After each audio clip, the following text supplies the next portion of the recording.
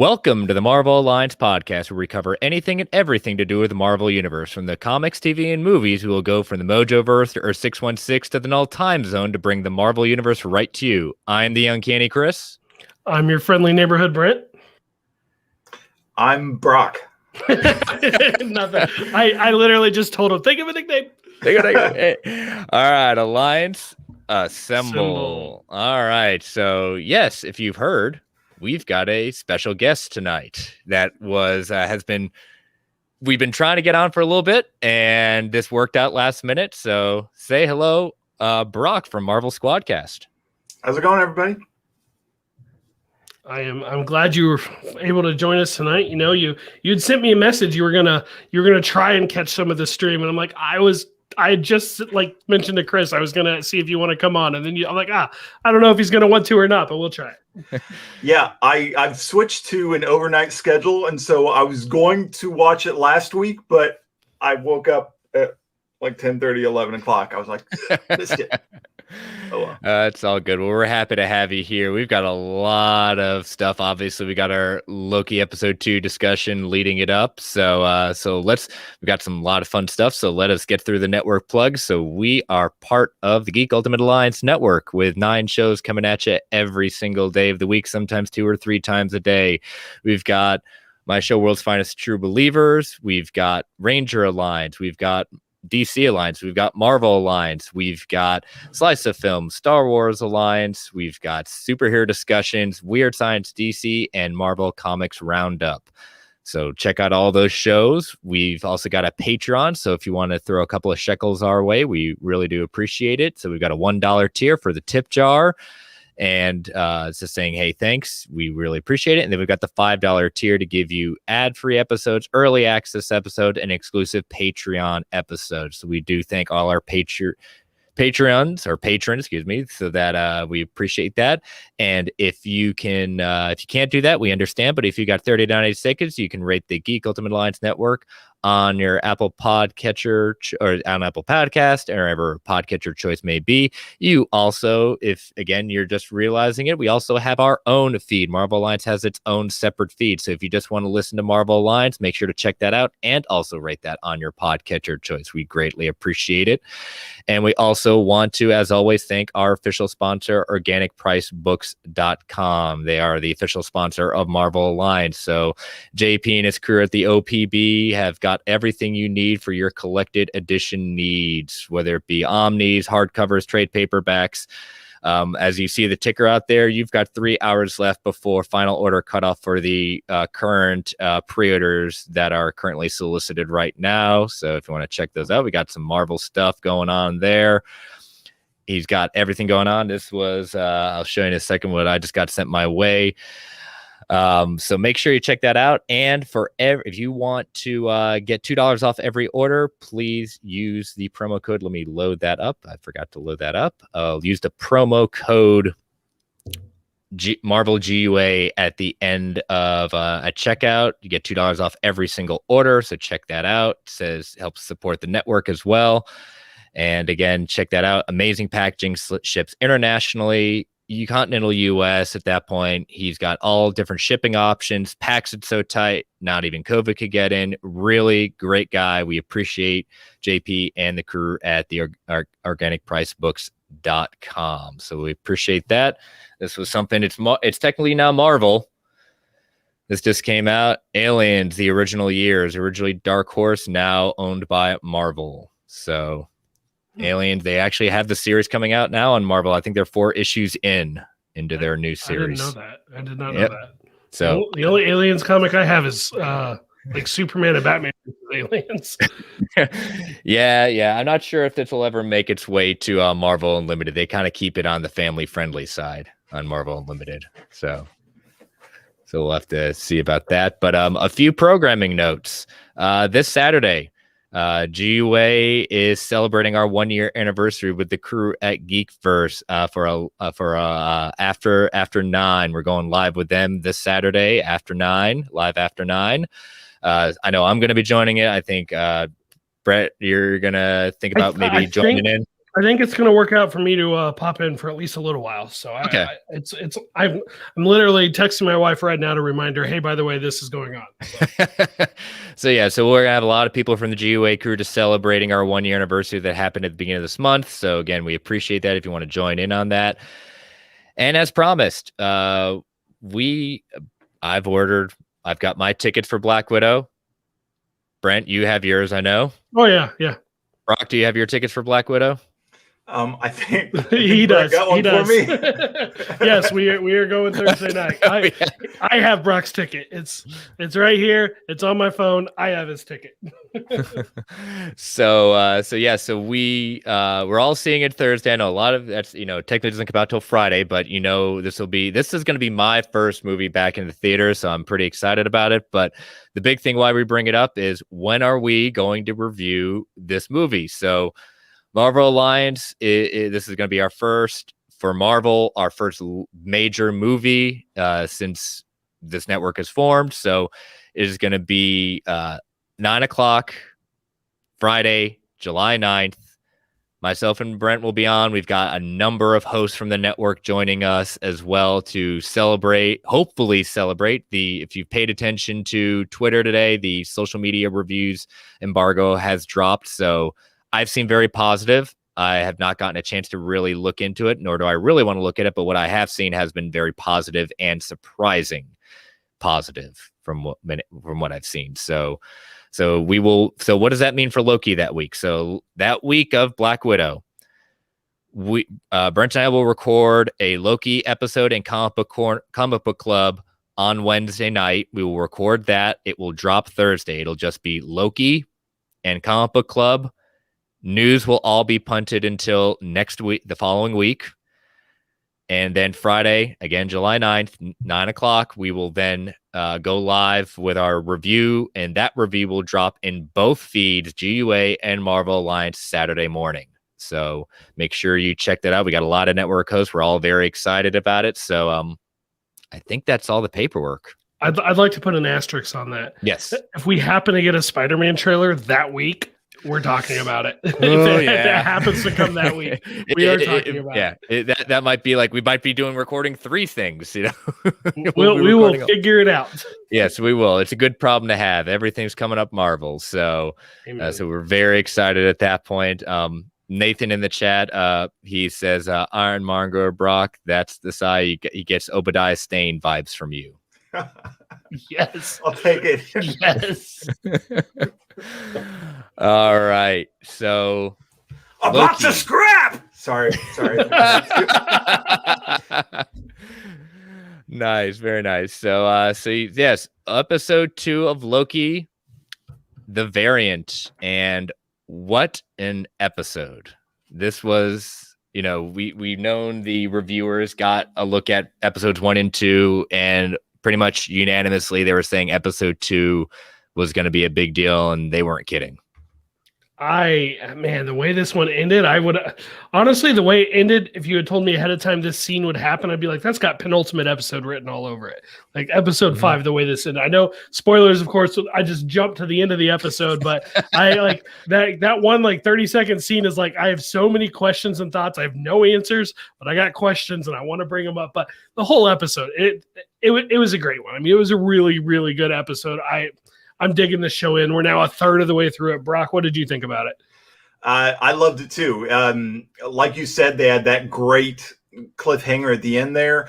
They had world building in there. They had more background into Loki and into Mobius.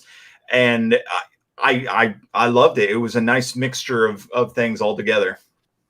Yeah, it was. I mean, they covered a lot of ground. I mean, even in the first episode, they covered a lot of ground. But this one, they dealt with a lot of stuff. I mean, I've got some notes in here talking about, the philosophies that are debated with this, talking about, we get to see the variant and possibly who this variant is. A lot of stuff. Just, man, well, where do y'all want to start?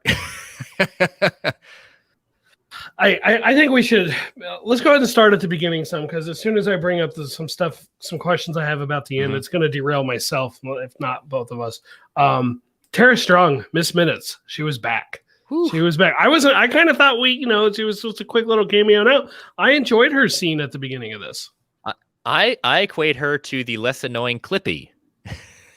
Oh, that's just that's mean to her. Oh, no, She's way better than Clippy. She is way better than Clippy, but I mean that's kind of what Loki's treating her as, is Clippy at that point, is being annoying. I don't think she's annoying because she ain't bothering me, but that was very cool to see, because I was hoping that the first episode was not the only time we get it. So I hope every single episode we get a little bit of Tara Strong as Miss Minutes. I agree. I also love the little question of, is she an AI? Is she a recording? I like that there's a little bit of mystery about her there. Yeah, she's a little ambiguous there, just maybe I'm a bit of both, and then of course he like wads up the magazine like he's swatting at a dog, kind of looks around all like sheepishly, like, am I going to get away with this? And then he just tries to go to town and hitting her and stuff. And of course she jumps in a computer of all things to get away. The old like CRT style computer too. Absolutely love it. Yeah. And then we, he gets called into action at that point, but we get some interesting looks at, this is not their first Loki they've dealt with as a variant, and we got to get views of other Lokis that have been there, which I thought was kind of interesting. Yeah, there was like a blue one, like kind of like Frost, I assume like Frost Giant style Loki there. Mm-hmm. There was one that looked like he was playing soccer, like in a soccer uniform. And no, he was a cyclist. He was Lance Armstrong. Is that what that was? Yes, like, that was a direct. That was a direct kind of slap at Lance Armstrong. Okay. And then of course, one where he's like a big, bulked up, hulking goblin type creature. I loved the goblin Loki. That was my favorite one. Yeah, troll Loki. Joe says Miss Minutes is really a timekeeper. Yeah, could be. I mean, she might be the timekeeper. The only one. So that, again, Loki realizing what's on the back of the jacket, being a variant at that point. It was just interesting to see, but when they go back to, this is like kind of an interesting Easter egg. Oshkosh, Oklahoma. I always wonder, why are they calling out certain places? And I had to look this one up. Oshkosh, Oklahoma is the hometown of Mark Grenwald, who was the basis of Mobius in the comics. He was one of the editors and chiefs at Marvel at that point, and they based the character of Mobius on him and his look. Mm-hmm. Yep. Cool. Not something I knew about. I read about that a little bit earlier today, and that's a deep pull, and it just makes me wonder how many other like deep pulls like that. Like, there's the drinks, like the old canceled drinks that apparently there's a pop can in episode 1. There's something in this, and it's like those went right over my head. I totally missed those. I never would have known about them if not for checking out what other people were saying about the show. Yeah. But they go investigate, but like the opening itself, like we have a agent that goes rogue due to the variant's influence. And but this time the variant actually takes away and kidnaps the hunter, which is different from just one episode. We've basically, the variant's always killed all the hunters. Yeah, it kind of makes you wonder what the variant is up to here. And I like just calling it the variant for now until we get to the end, since I think the identity is not as clear cut. Brock's theory, I think, might be right on that. We'll let you tell us about that one later, Brock. Mm-hmm. But it made me wonder, like, what's the point of stealing this particular hunter, this particular of the Minutemen? I'll save my theory for what that is. I'm still curious why she kidnapped her. I really am curious about that. Yeah, I'll save my theory to as we get through this, because it'll build suspense. But what about this thing? Like, he's talking about illusion versus duplication. Like, he spent some time talking about that. So I want to say that's going to be coming back. I agree. I have to say, I absolutely loved his whole explanation about that, and how he was able to show that he's not a complete idiot and just some magic guy. I loved seeing that little bit right there. Mm-hmm. I was thinking about it. I'm like, he's right. Every time we've seen his illusion powers, it's always been him in the moment, wearing exactly what he's wearing. So it's not like he can just make whatever he wants, or if he can, we've never seen it. It's always been him. Yeah. So it's got to be an explanation. So again, we know he's no dummy at that point, but as they're investigating, Loki has a chance to take an opportunity and see how much he can push the hunters and Mobius, and he's not successful. Like I almost thought he had him a little bit convinced. I got to tell you what, Owen Wilson is really impressing me in just 2 episodes. Like this is a different Owen Wilson than I have seen him in comedies. Yeah, I mean it is, but at the same time, there's still those Owen Wilson quirks and like mannerisms, and I love Owen Wilson. I mean, I'll probably say this every week. I think he's hilarious, and so him just talking, like I am entertained. Like I love it when he's on screen, and paired up with Tom Hiddleston is absolute gold. Mm-hmm. He's a little bit toned down from how he normally is, and so I like where he's at right now. I'm good with him.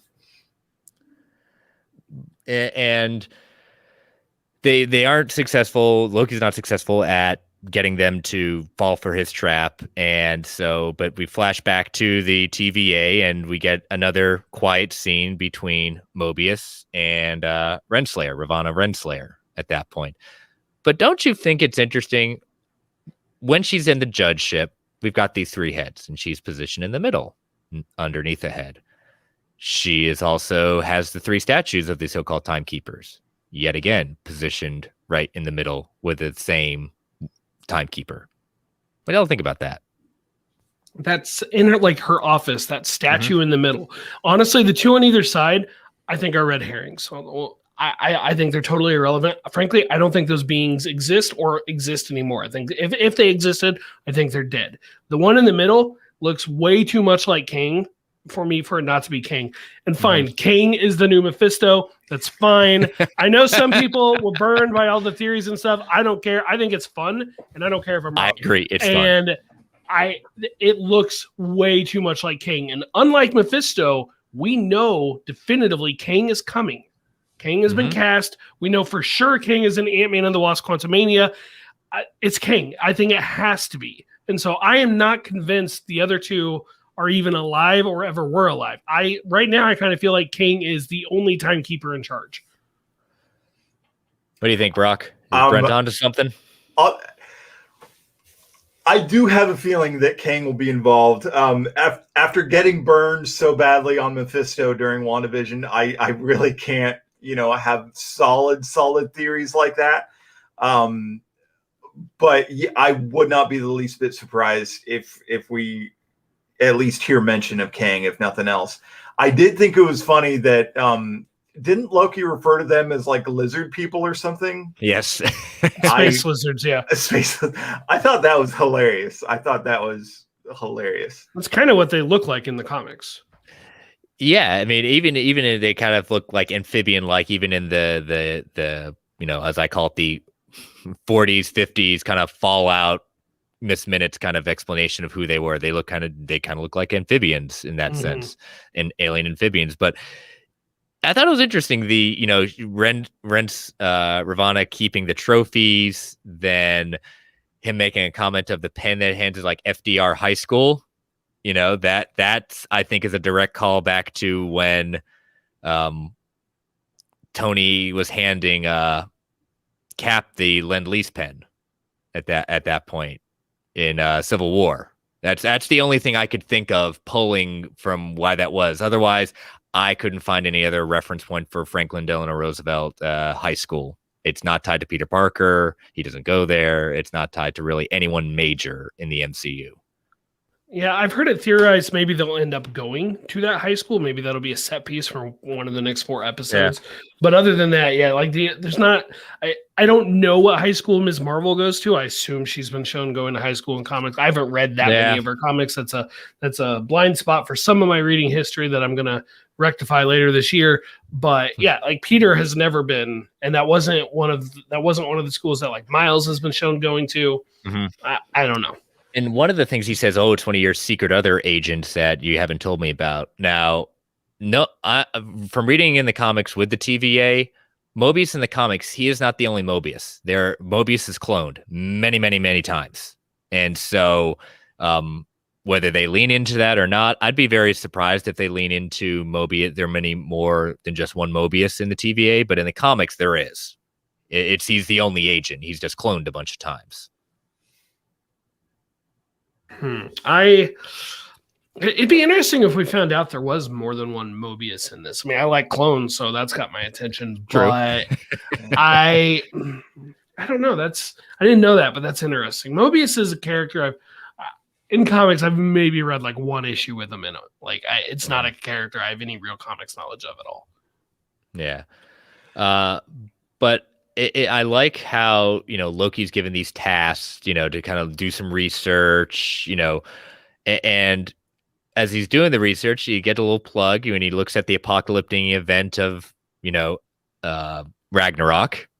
They got a direct callback to the Revengers are listed under the issue of Ragnarok, so we can't forget the Revengers. But he goes to the cafeteria. I caught in the signs there that it said no small talk in the cafeteria. One of the signs says no small talk. And what does Loki do? Have a long conversation with with Mobius at that point. But he's always continuing to undermine everything in the TVA. But I think this also leads to even Mobius having some questioning of the TVA, because he even hints a little bit at that with Ravonna. A little bit, but I still feel like right now Mobius is. He might ask questions, but like he's not questioning his loyalties to the TVA. Yeah, true. And so, like, to me, the big question I have about Mobius is: did the TVA create him, or was he possibly a variant? Was he his own time variant? And is everyone at the TVA? Were they created by the Timekeepers? Are they variants who were like? I could see like a scenario where this Loki we're following is effectively recruited in and made a full member of the TVA. Maybe his mind gets wiped and he doesn't remember the before times. But those are the questions I have about Mobius himself. But that is my tinfoil hat. That's my big theory. I think all the hunters, I think most of the, if not all the people in the TVA, with the exception of Ravonna, I think she is not a variant. I think everyone else, for the most part, is a variant that has been mind wiped and has been used at that point. Because again, not everyone can be sent back. Some of the variants can't be sent back. It just is impossible for them to put them back in their timeline. So why not have an active force? Because there seems like there's always going to be an attempt at a variant. So why not use them as your force? And why can't they be put back? Like I have my theory on why, or at least I have my questions that would allude to a theory on why. But it seems like they should be able to go back and just put them at the point where they left. Mm-hmm. Well, then it goes back to why take that one hunter, and as she's going in the back, saying it's real, it's real, it's real. Like, what is it? Where there's got to be more to this story. So that's where I kind of led to like everyone's, all of them for the most part are variants. So we'll have to see. But they got into this debate about free will and everything being already decided for them, predestination, and they had fatalism. Everything's already set out. The TVA basically is fatalistic. You've been predestined. It's already done that. And Loki is about, free will. And, when they go to Pompeii, he's saying, hey, doesn't, do whatever you want, this, that, and the other. Everyone can make a decision at that point. And he's causing chaos. And remember, Loki's purpose, his chaos leads to things that are happening, which we talked about in the first episode being, his chaos leads to the formation of the Avengers and leads to everyone doing it. So he has a place in this, but, it's interesting seeing that dynamic of free will versus fatalism. Yeah, and as Mobius called it, it's an oversimplification to say there is no free will. But I'm inclined to believe there is free will, but that the Timekeepers are stifling some of that by forcing people to continue on a path. We'll go into why I'm thinking that in a little bit later, but that's where I'm at with it. Brock, what do you think? Is Mobius capable of making his own choices, or is all of this preordained? I do agree with you. I think that the Timekeepers or whoever is behind them, I really think that they have a certain agenda, and they are trying to do everything within their power to force things to go down one way that they're doing it. You guys mentioned, the pen and the jet ski magazine and stuff like that. I really, really think that a lot of the people at the TVA are mind wiped people. I really think they may be variants, they may not be variants. I really think that they are people that have been mind wiped or something like that, and they have a previous life, past life, some other thing that they have done in the past and want to get back to. And so I think this is a case of the Timekeepers trying to force their own future on them, for them. It's kind of what's going on up in here. Yeah, Travis is in the chat. Travis Snell feels like the first time the MCU is having anything close to talk about religion.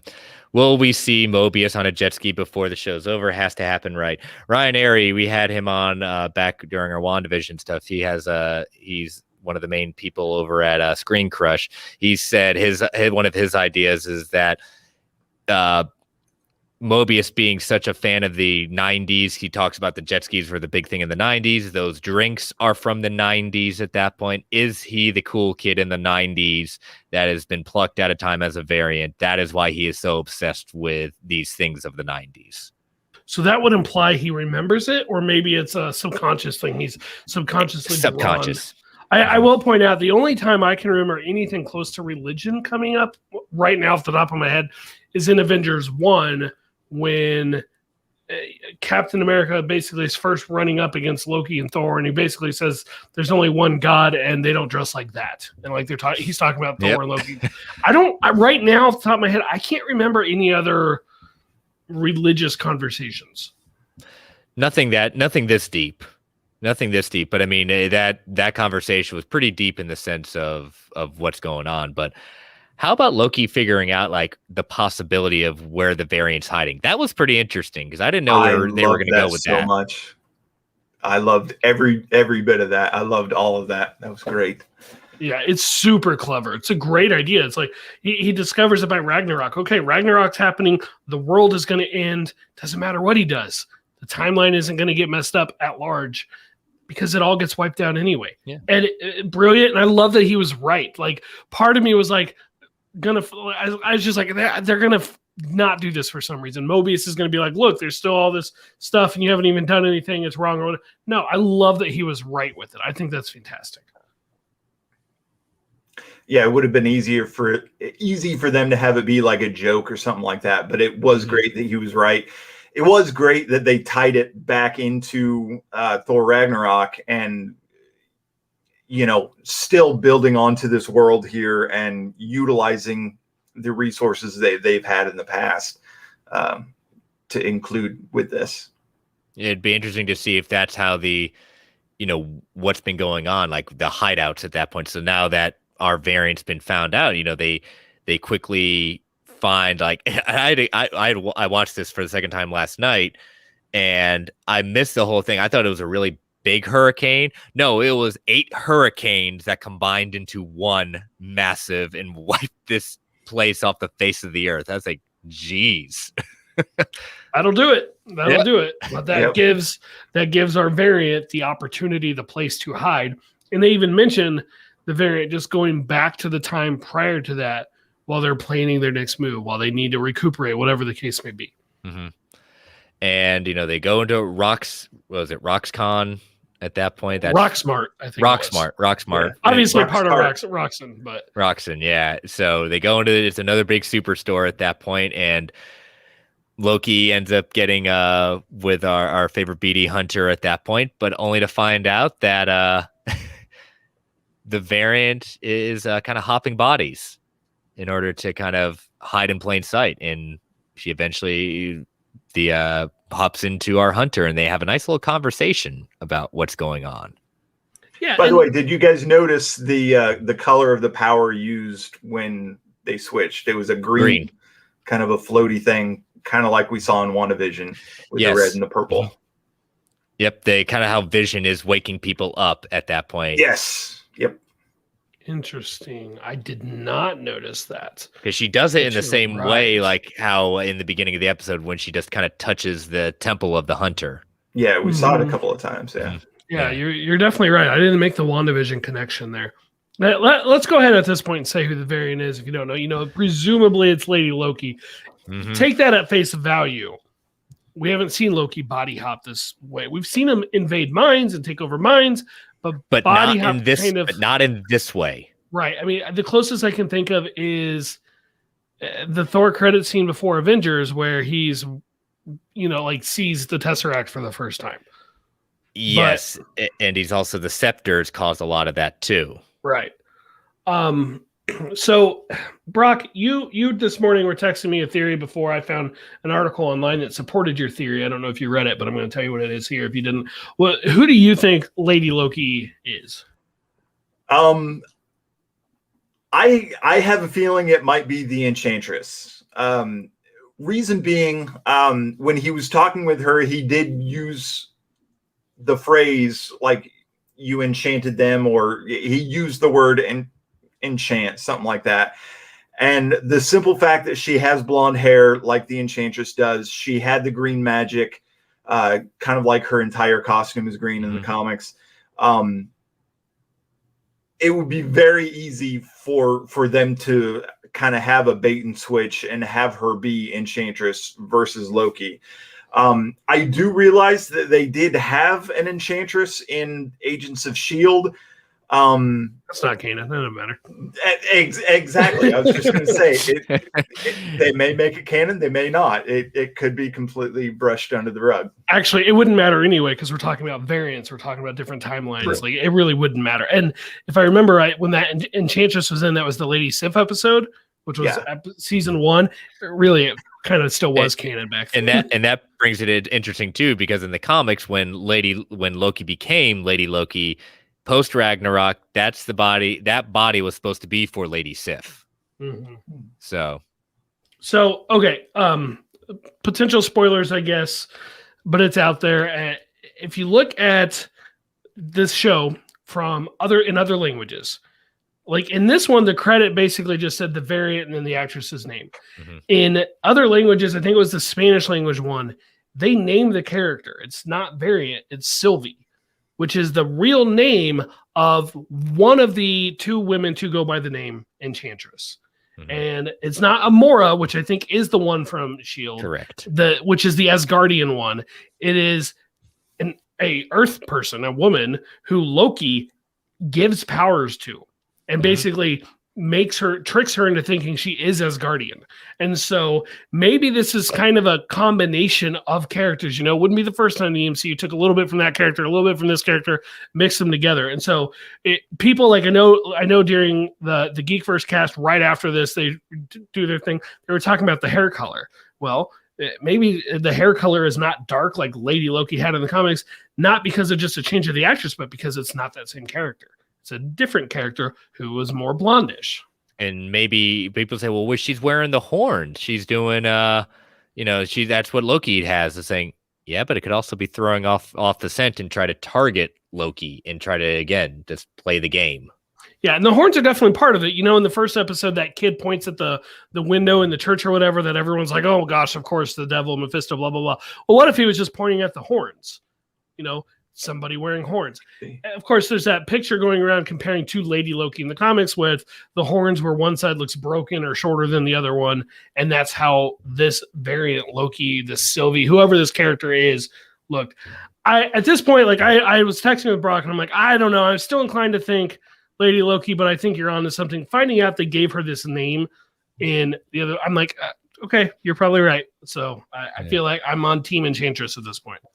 Another thing to consider, just in my opinion, is they revealed that she was Loki really quick. I mean, we found out at the end of the previous episode, but there's just no intrigue, in my opinion, for them to be like, oh yeah, this is a Loki variant right here. That's the villain. That's who we're going after for the rest of the season. It just seems a little too easy for it to just be Lady Loki, a variant. Yeah. Especially the way the show's kind of been built. You never know what's going to happen, and especially in the twists and turns. And and I love what she says, because it's another callback Easter egg when she goes, this is not about you, because that is the exact same thing that the Ancient One said to Doctor Strange. This is not about you. Which is all. And when she was saying, so you must be like he says, Loki said, don't no. Like she kind of like shudders at that idea. And not just that, but the entire episode, our Loki, 2012 Loki, was the main Loki, was trying to make it about him, constantly comparing himself to this variant Loki, the lesser Loki. They're not as good. I'm as smart as they are. I'm as clever as they're. Like, was making it all about him. And then, of course, even whoever this variant is says, no, it's not all about you. Yeah, it's not. Unfortunately, not this time.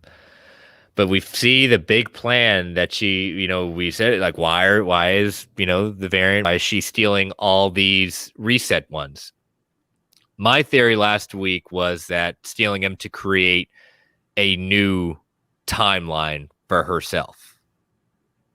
Well, I got maybe partially there. I don't think I was, and when I saw it, I was like, oh, this is so much worse. Blew up the entire sacred timeline.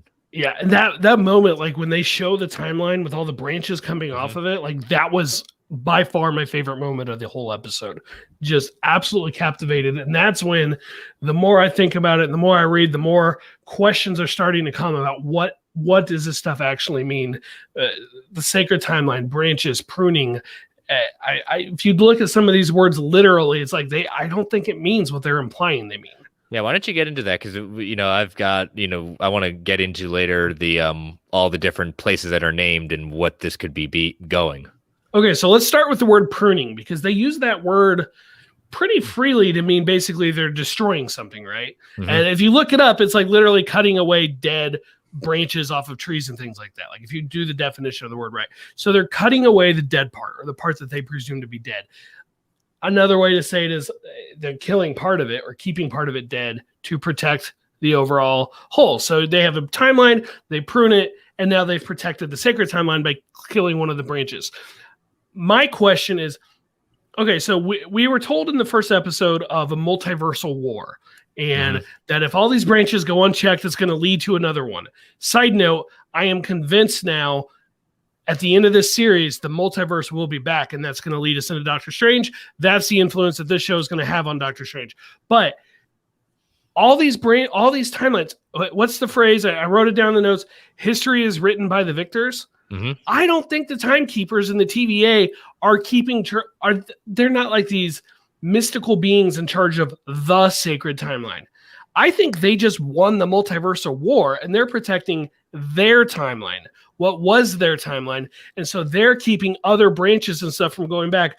I don't think the real reason they're okay with what the Avengers did in Endgame is because the Avengers were supposed to do it. It's because Captain America went back and put the stones back in place.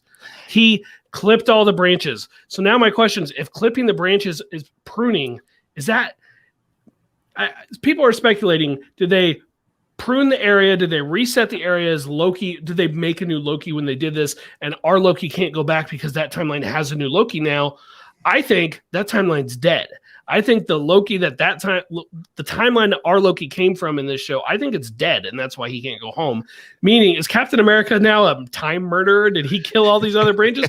Or if he got it back at the point where the stones were taken, it never branched off to begin with? These are the questions that I don't know the true answers. I'm not even definitively sure where I'm at, but I'm definitely leaning towards. I don't think our variant Loki, Lady Loki, and Enchantress, whoever. I don't think she's the true villain. I think it's whoever's behind the TVA. Yeah, it's maybe like an antagonist that knows what's going on and is trying to cause chaos. But I had said last week in the comics, the timekeepers are exactly what you just said, Brent. They're not about protecting the sacred timeline. That is the illusion. They are protecting themselves because they have seen how they are created. They know how they were created, and so they're going to do everything possible to ensure that future exists because that ensures their existence. Brock, am I crazy? What do you think? You are crazy, but not about that. Perfect. I will take it. I will take it. What is he crazy about then? How much time do we have? No. He knows too much. That's a Patreon only episode. Yeah, no, that's an interesting one in the sense of like, does that make Cap a did he kill the timelines? I don't think it Yeah. does. Like you say that for the hyperbole of it. Mhm. He used the phrase though, clip all the branches. And if I could talk to the writers of this, I would be like, is that where this terminology came from? Branches, pruning, gardening, taking care of trees, like that kind of thing. Is that where it came from? But if he goes back to, well, let's forget 2012 with that Tesseract. Well, the Tesseract he had was from earlier. But if he goes back to 2014 and goes to Morag to put the Power Stone back, if Nebula takes it and disappears, and War Machine disappears, if he then walks up and puts it right back in place, well, nothing happened. There probably wasn't enough time for a branch to truly form. So no, I don't think he necessarily killed anyone at this point. But with the Loki that we're following, when he was used the Tesseract to get away, to escape, at that point, I think too much time had gone by and there was no one to put that Tesseract back. And again, I think that's why the Tesseracts don't work, because it came from a timeline that's no longer there. It's no longer part of that. I don't know. As soon as I thought of the history is written by the victors phrase, like remember that terminology, is like we're only getting their story.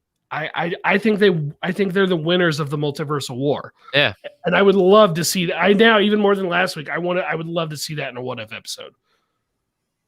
Yeah, it's definitely gonna be interesting. And then there were so many different things with like these places that are on there, and there was a reason all these are named. Many of them we have seen before places, and some things like have dates, have references. I want to kind of get into that.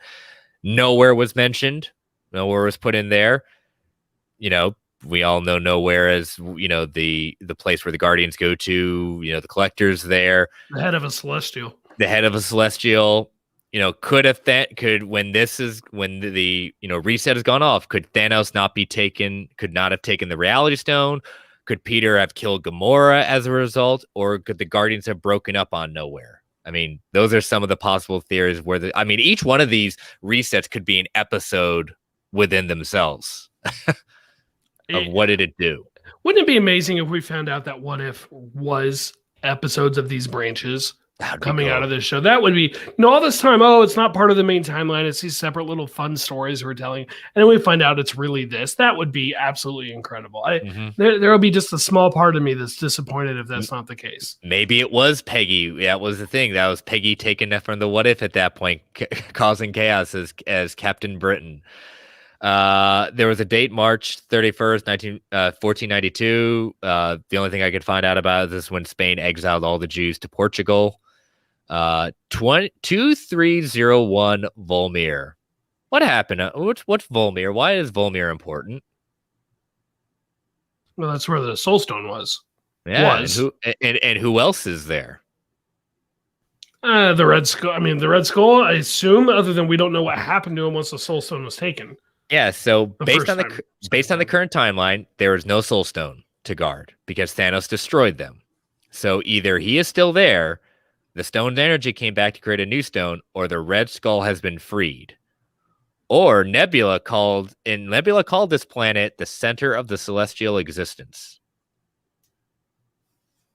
So Red Skull, I hope Red Skull's been freed. I know Travis and I spoke in our Marvel chat, and he said, I hope he's freed.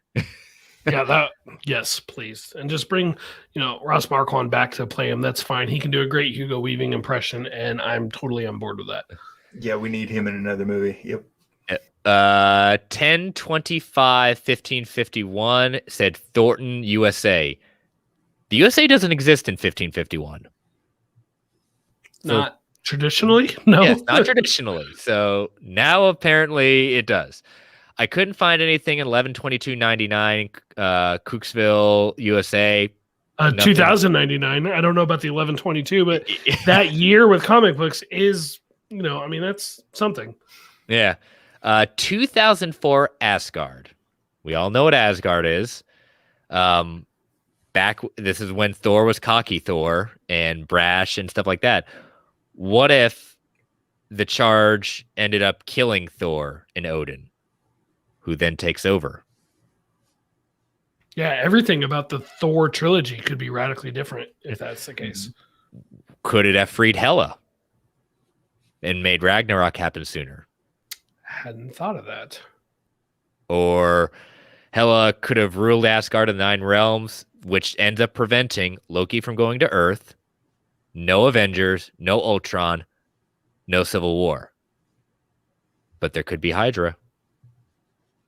How about Loki? How about Hela, Asgard invading Earth, and you have a Hydra going against Asgard in that way?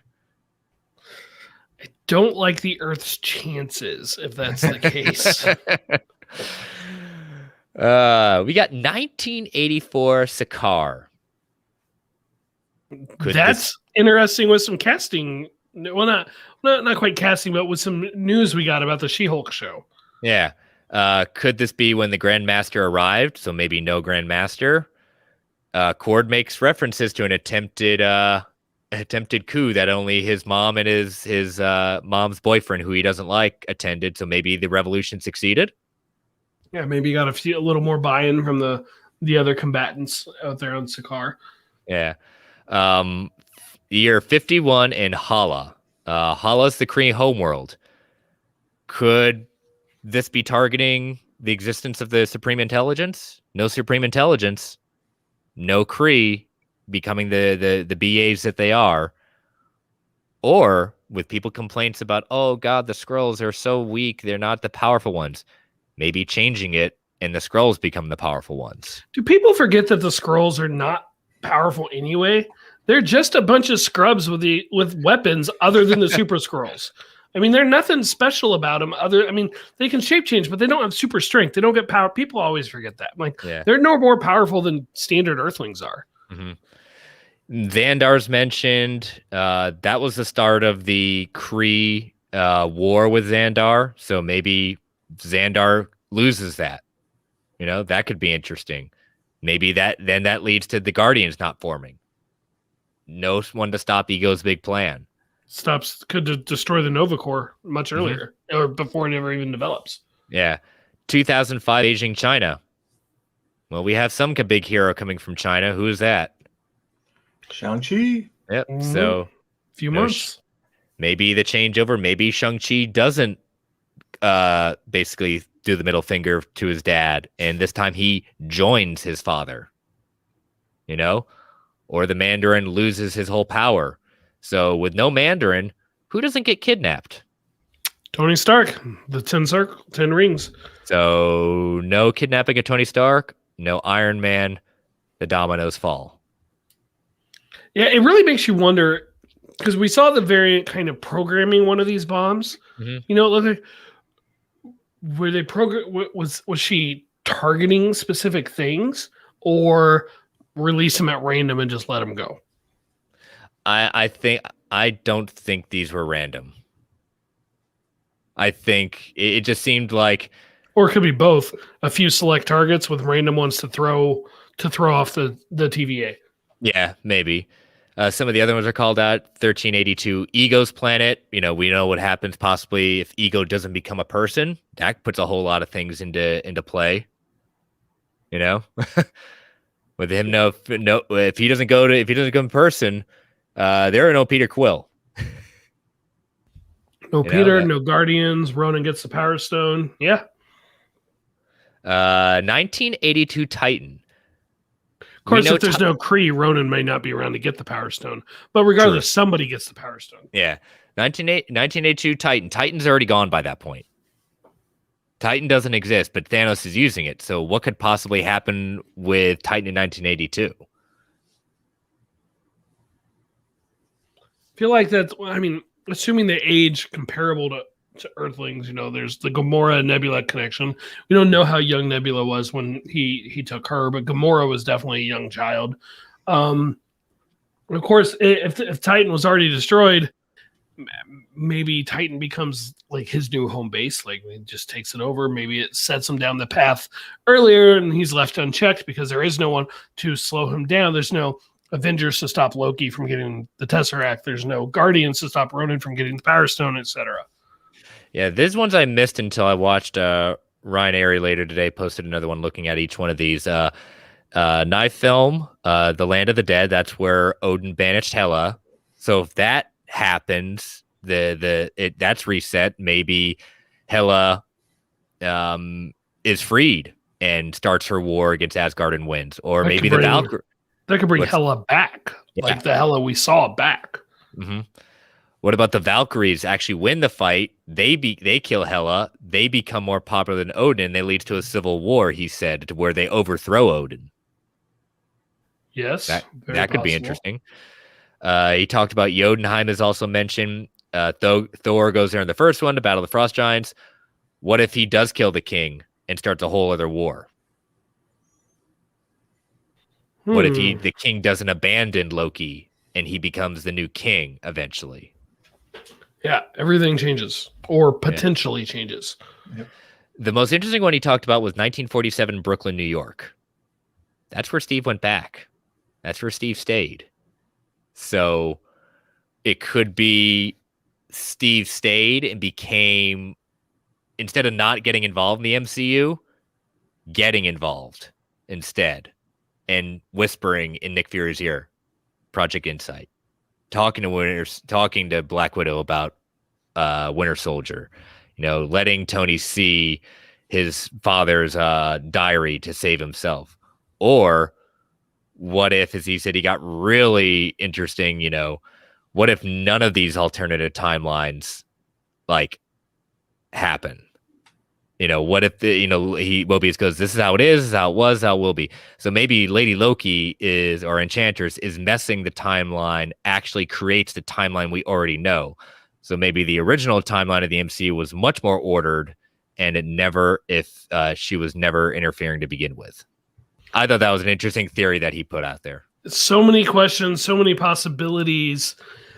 I got to think we'll get at least a few answers next week, because they seem to be moving at a pretty good pace. So Hiddleston said his favorite episodes are 4 and 5. So almost there. Yeah, almost there. I know a few of the podcasts, I know BD's podcast Phase Zero was talking about maybe the third episode will be kind of a looking back a little bit at who Enchantress Lady Loki really is. Maybe getting some background on her. Because again, we only have 6 episodes. We don't have too much time to fool around. What are y'all hoping for the next episode? Immediate aftermath of at least one of those bombs going through and seeing what happens to it. Not to mention, I'd like to see the freak out of the TVA continue. I want to see more of what's happening there. Yeah, it's. What do you think, Brock? I want to see the involvement of one of the timekeepers. I want to see if this is something that will, bring them out if they are going to appear. Period. Or if it's going to be Kang or something like that.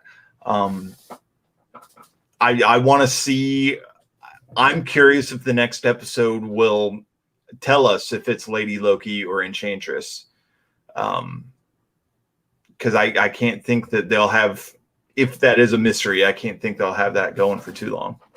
Yeah, it'll be it's gonna be interesting because again, I think that I wasn't expecting us to hit this multiverse issue so quickly. At that point, I thought it was gonna be something else, but yeah, I want to see a few of these, at least like some the hunters going into them and seeing the chaos that has ensued. I want to see more than one. I want to see a couple. This is where I get on my what if tinfoil hat. It's like it would be just a ridiculously interesting time to pause the Loki show, do what if, and then pick it back up at the end of it. Yeah. Well, we did get some interesting stuff about first episode of Loki was the biggest premiere in Disney Plus is very early history for the MCU. I didn't see it compared to The Mandalorian. Did you? They just said ever. Okay, well then I missed that. They said ever at that point. I knew it had topped Falcon and WandaVision, so that's big. Yeah, so after that news, I think a day after that news thing, Disney put out that saying from here on out, all original shows will be premiering on Wednesday. Original movies will still stick to their Friday premieres, but all original Disney Plus shows will from here on out be moving to Wednesdays. which we talked about when this first change was announced, is Loki a one-off or is it going to be Wednesdays? I didn't expect them to announce all of them were moving that way, but I'm not surprised with it. I mean, if you think about it, it seems like HBO Max releases Thursdays, Amazon I think releases their stuff Fridays, Netflix does Fridays. Amazon's like weird. It'll sometimes do. I think for like The Boys and Invincible, they dropped Thursday night and didn't talk about it. It was officially Fridays, but yeah, we were all watching Invincible Thursdays.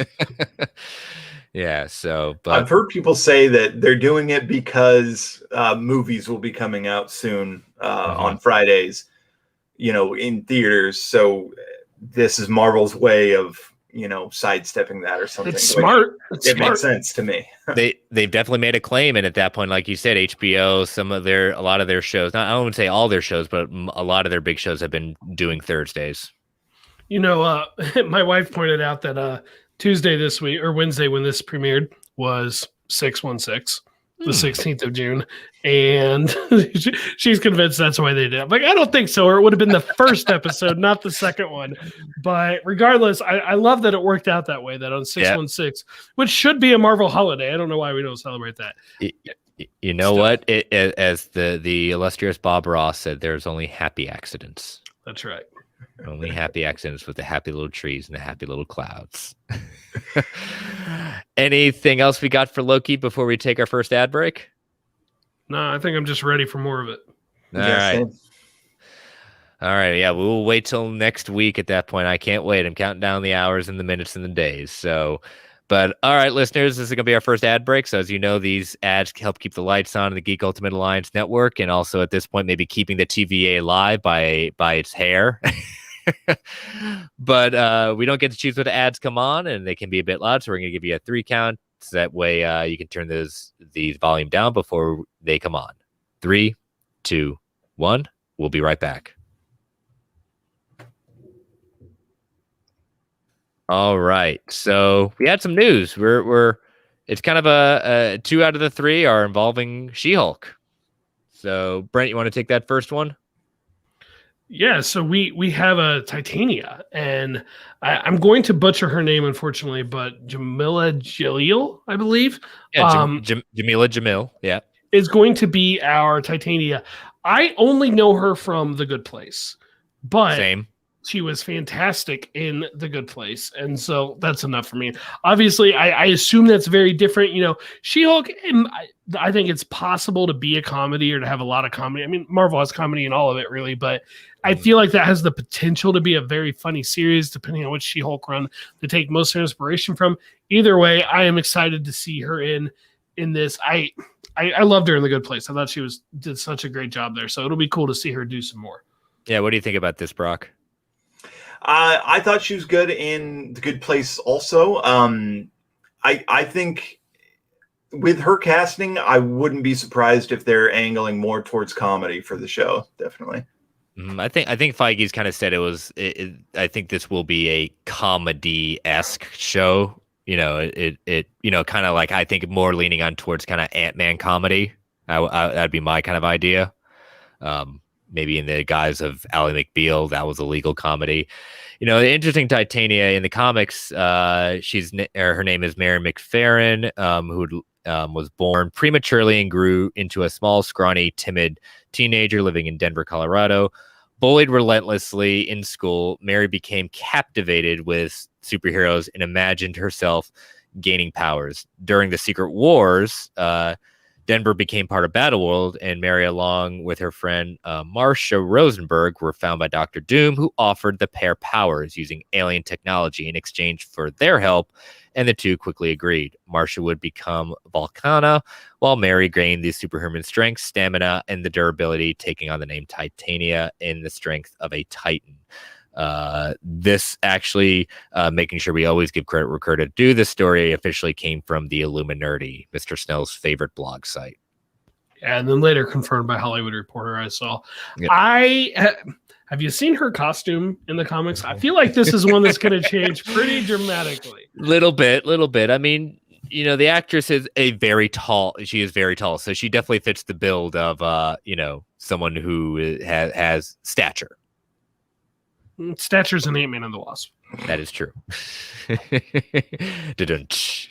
But regardless, this costume will not work in live action. Not in this type of show anyway. Let's just say it's not a very family friendly costume for her. But regardless, she is one of She-Hulk's major rivals. So you kind of assumed she was going to be coming. At least I did. I assume most people did. So this is great. And the more we get of this show, just the closer we get to start seeing some reveals, character designs, things like that. Can't wait for that first look at She-Hulk herself.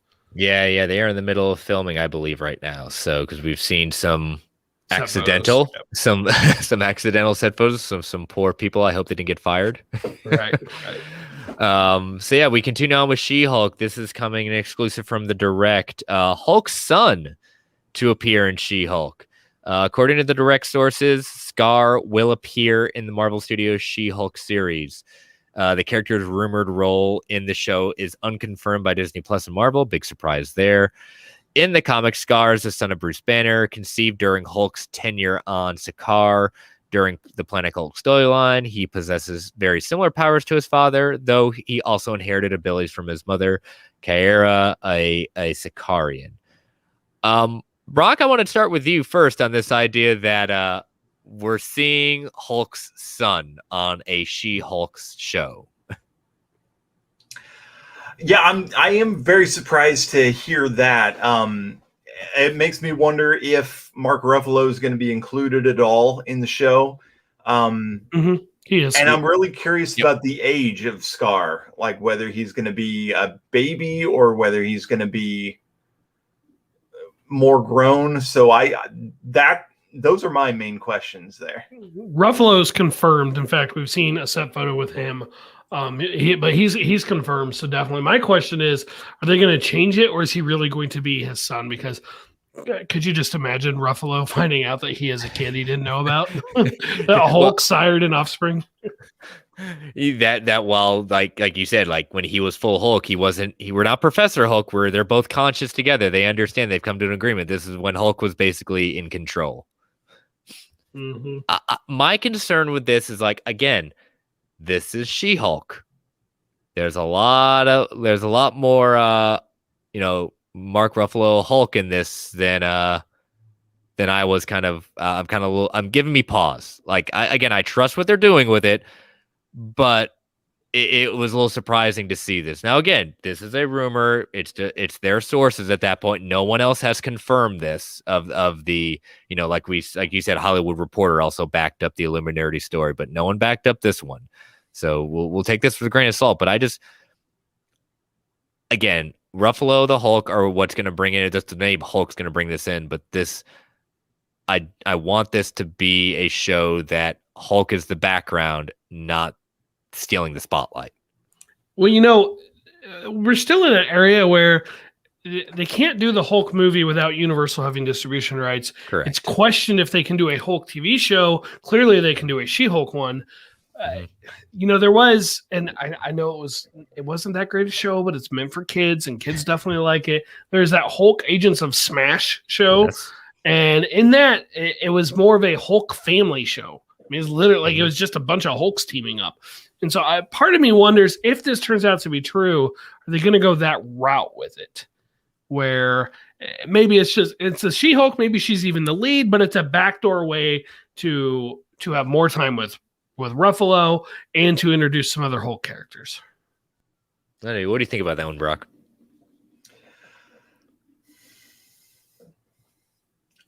At this point, I have no idea. I really don't want them to go too crazy in terms of the number of the Hulks or Hulk-powered people that they have. When I hear She-Hulk, this may sound crazy, but I want to see a large green woman in a courtroom arguing something. You don't want to see A-Bomb? No. Abomination is also rumored to be in this show. That's Tim Ross, not a rumor. That's confirmed. Yep. So that's confirmed. I wouldn't mind seeing Matt Murdock in the show. Yes. But yeah, for other Hulks, not so much. it's just interesting. Again, we trust in Mr. Feige.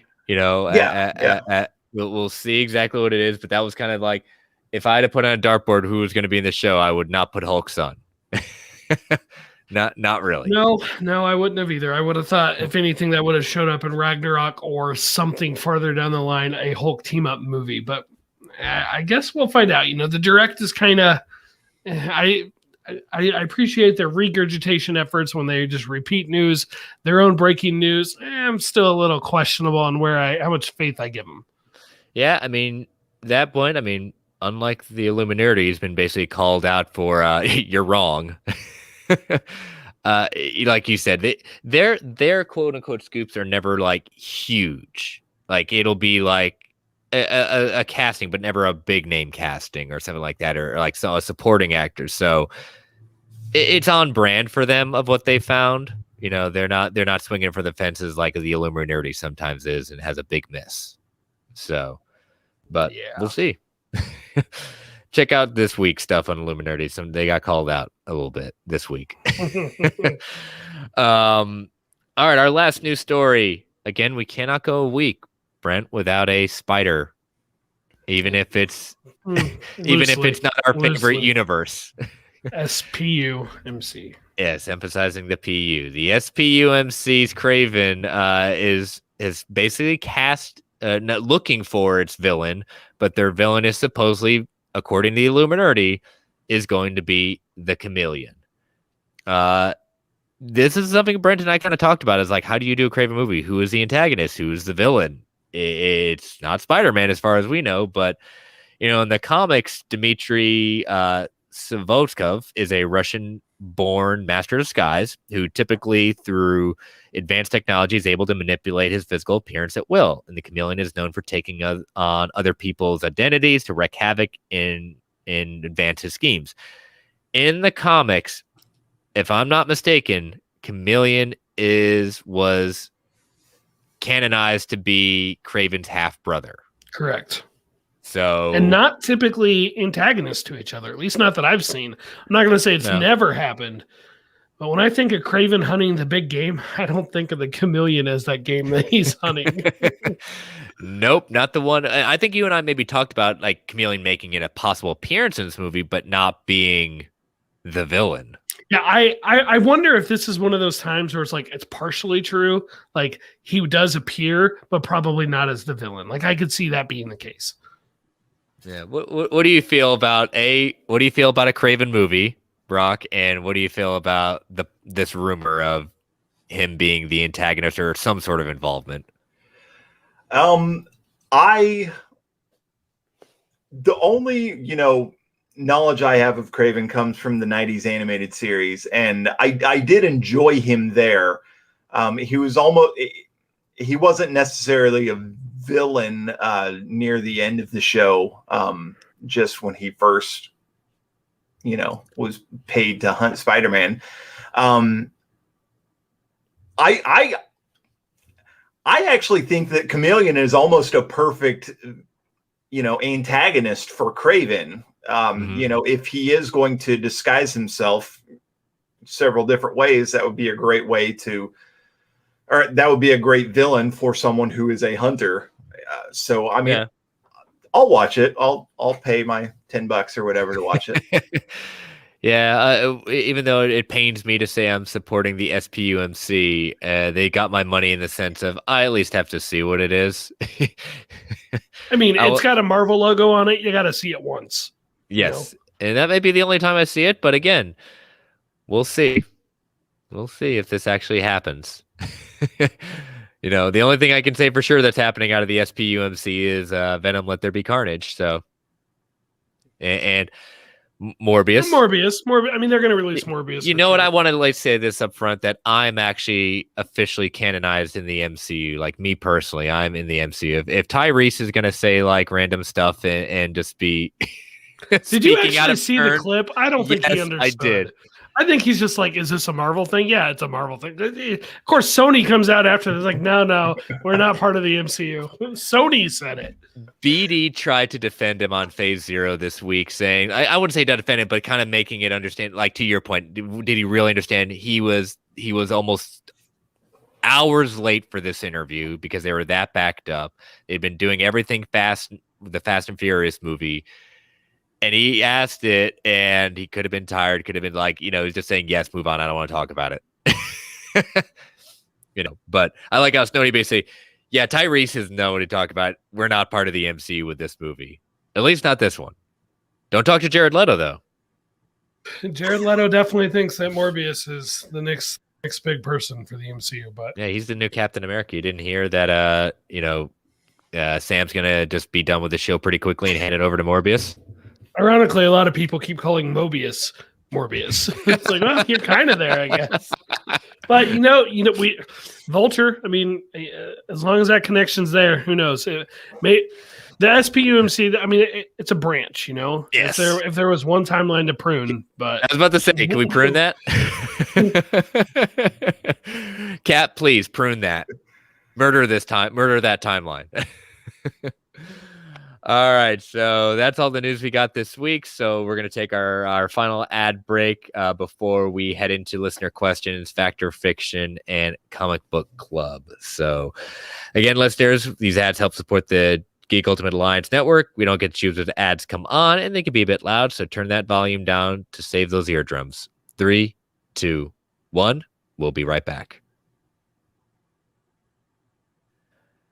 All right, so we had a few listener questions. As always, you put out the signal, the Spidey signal for the call for listeners questions, Brent. So we've got our first one from our buddy Tony Walker 93. Who do you want to see in their first MCU, Spider-Man 2099 or Superior Spider-Man? I feel like we're closer to Superior Spider-Man because Dr. Octopus is coming. We know that. That's confirmed. Alfred Molina said it's already a done deal for Superior Spider-Man. You didn't see that interview? Yeah, he just turns out he laid out all of Phase 5. I didn't read it. The X-Men, everything. No spoilers, please, Mr. Molina. No spoilers. That said, though, I'm going to say Spider-Man 2099 because that would be some more time hijinks, and I would enjoy that. I would enjoy some more messing around with time. So Spider-Man 2099, I'll say who is probably who I would first want to see, but you would hear zero complaints from me about Superior. I love Superior Spider-Man. It is the best version of Otto Octavius. Mm-hmm. What's your choice, Brock? As much as I loved Superior Spider-Man in the comics, I'm going to have to agree with Spider-Man 2099. And partially because I'm still bitter at DC for not making a Batman Beyond movie, which they should have made 10 years ago at least. So yeah, I want to see a Spider-Man in the future with futuristic tech and everything like that. Yeah.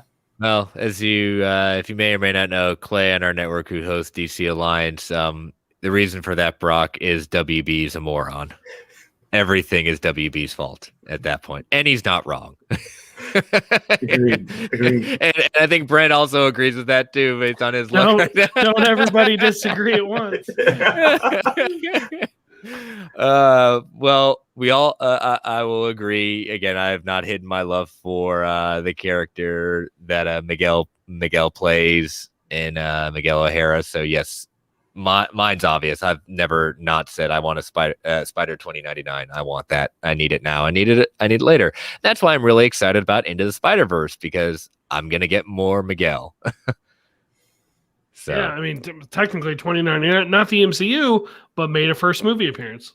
Yes, exactly. All right, next one comes from Joe _actually_ co-host of Ranger Alliance. What are the chances that Jane Foster appearing in Thor: Love and Thunder is from a different part of the multiverse?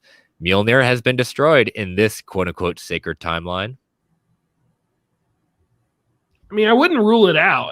I wouldn't say it's like flat out definitely not going to happen, but I think it would be just as easy as that would be just to reform the hammer, just recreate the hammer, because it's just, they can get Eitri, bring in Eitri, reform the hammer, re-enchant it if that's what they want to do, which granted, Odin did that first. Odin's not around. Maybe Thor's able to enchant it. If they're worthy, they have the power of me. That's what they say. I mean, and then of course, suddenly he's not worthy and Jane is, but I wouldn't say it's impossible. I just don't think it's likely. Yeah, I remember when like we were going from Infinity War to Endgame. One of my theories was that's how they were heading back to Eitri to build a new gauntlet. At that point, that was one of my theories. Obviously, didn't happen, but it was a decent theory, I thought.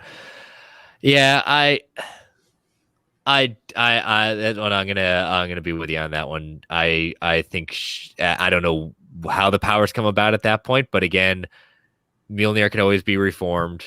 It's I don't know how that's gonna happen, but I don't see her from a different multiverse. Just doesn't seem it. But I'll tell you what, Natalie Portman can get jacked. Those set photos are dang. Yeah. Yeah. She's gonna kick some butt. I'll tell you that much. Oh yeah. What do you think? Are you gonna be the outsider, Brock, and think that Jane's from an alternative timeline? I honestly think I'll agree with you guys again. I think it would almost overcomplicate things a little too much to have her be from a different multiverse, because it's going to be enough. A, just bringing her back. B, making her Thor. C, possibly involving the comic storyline of her having cancer as well. Yeah, they're adding in a few too many story points if they make her come from another multiverse too. Yeah. Not to mention the Guardians are going to be in it. Mm-hmm. So it's going to be I think we could say this about a lot of the next phases movies, but it's going to be busy. There's going to be a lot in there. A lot of stuff going on. Yeah. All right. Last one comes from Fanboy Clay, our DC Alliance co-host and Ranger Alliance as well. We've got two. We'll leave the last part ever, and I've got to clean that one up.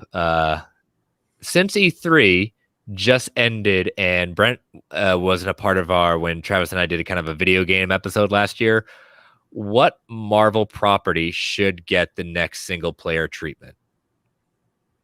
I mean, Daredevil was the first person I thought of, but that would, like they say, Spider-Man PS4 is very much inspired by the Batman Arkham games. Mm-hmm. Absolutely.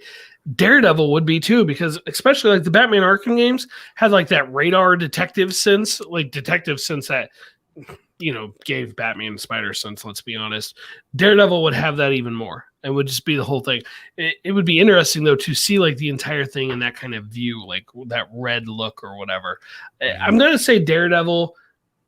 I don't know. Apparently it's Star-Lord for real though.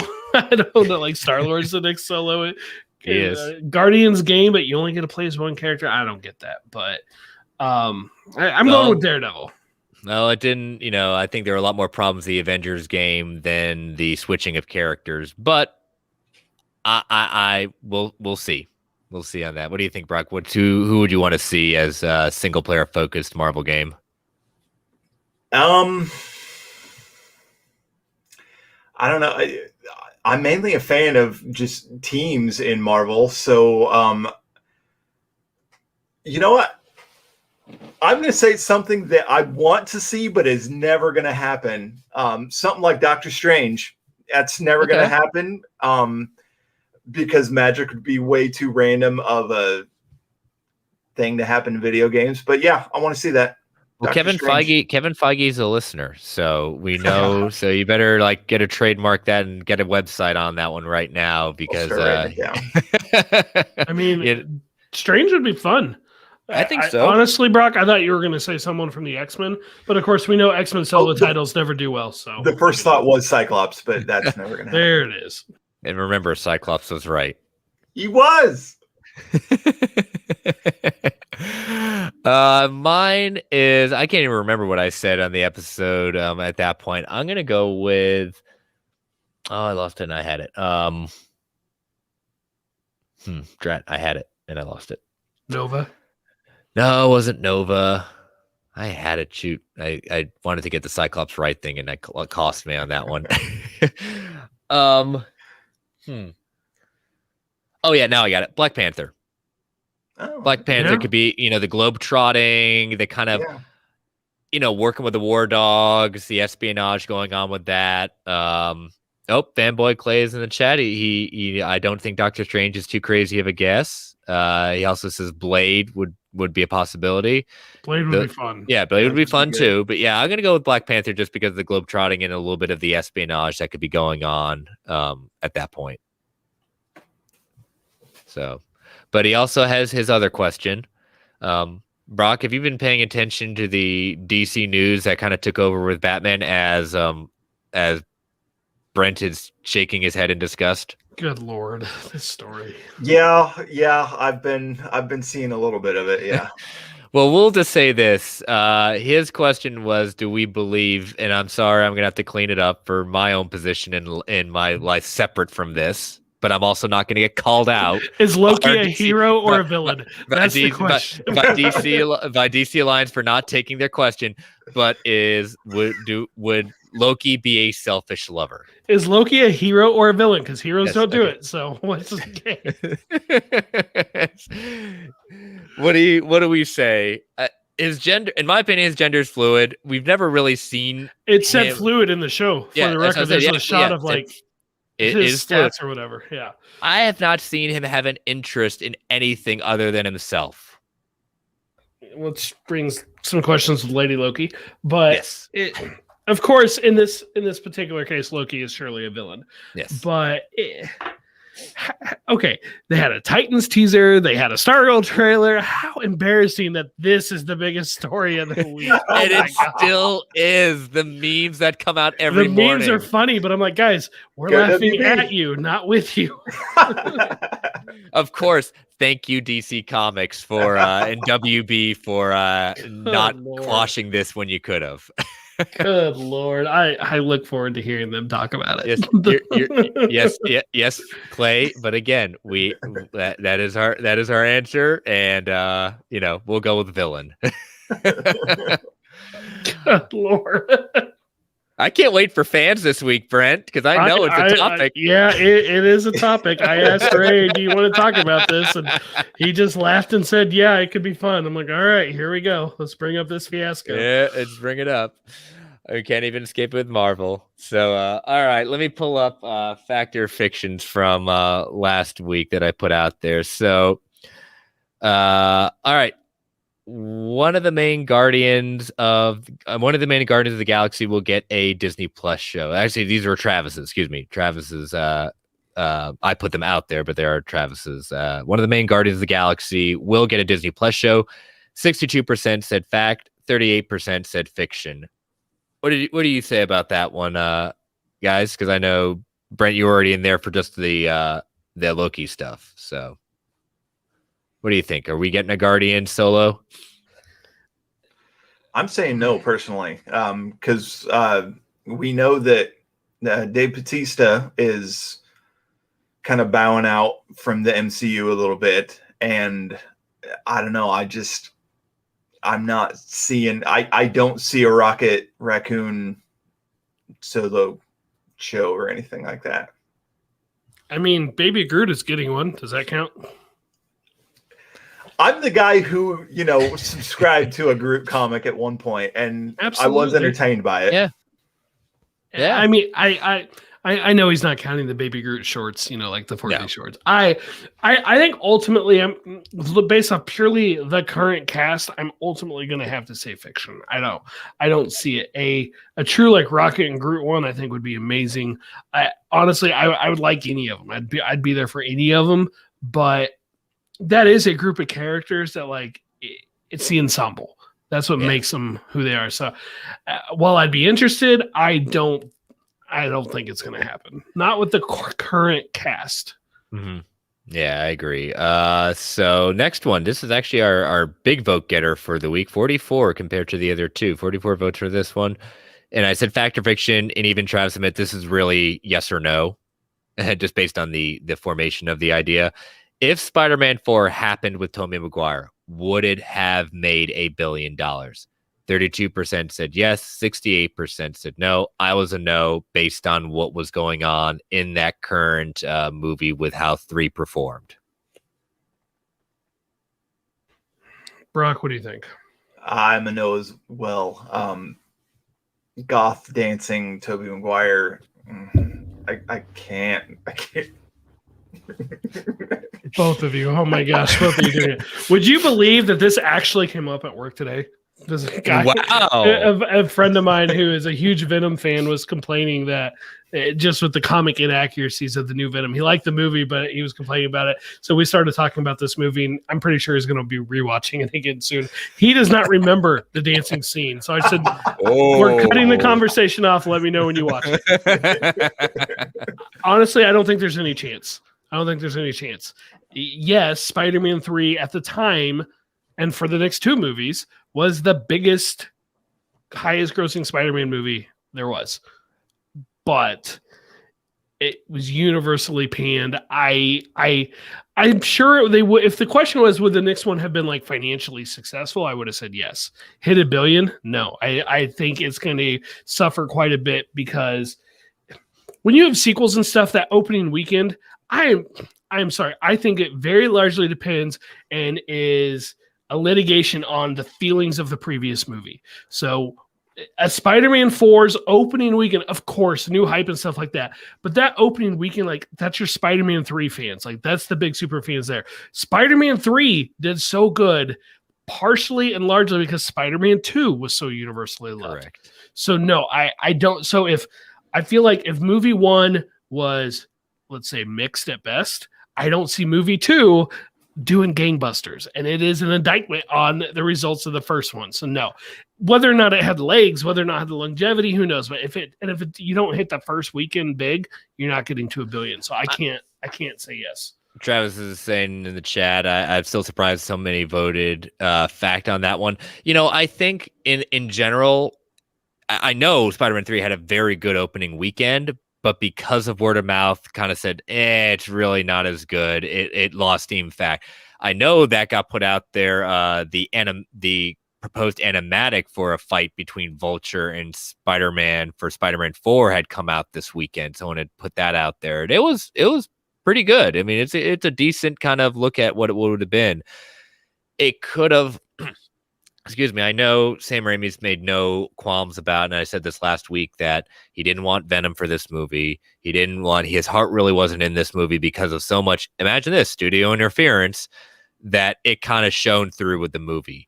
It almost sounded like the fourth one was going to be a return to form for him because of what he was planning on getting to do with Vulture and Lizard. You know, Ray and I talked about this before the last fans. I'd have to check. I don't think I still have the Zoom audio from it. But basically I said Spider-Man 3, like it does some interesting things. One thing it gives us is a superpowered team up for that Peter Parker. It's the only time we get him in a superpowered team up with that version of Goblin, with that Harry. Raimi said he didn't want to do Venom. He also agreed to do Venom. Correct. Right? So I feel like as soon as he agreed to do Venom, you should have cut out Sandman and focused entirely on Venom. We don't need this Sandman as the killer of Uncle Ben nonsense. Go straight to focus on. I forgot about that. If you think about it, like think of what they did with that Venom. Let's give him a pass on the CGI at the time because that is what it is. Yep. The way Peter got the symbiote was different, but the actual transition from Peter to Eddie with the symbiote, like they nailed it. Yep. Right? They nailed it. And I'm like, that right there tells me like Venom may not have been his choice, but he still knew what he was doing with it. I think a better version of that movie could have been made with some tweaks. Get rid of Gwen Stacy, get rid of Sandman. Let's go ahead and cut out emo Spider-Man, even though that did give us that funny joke in Spider-Verse. I think a good movie was in there.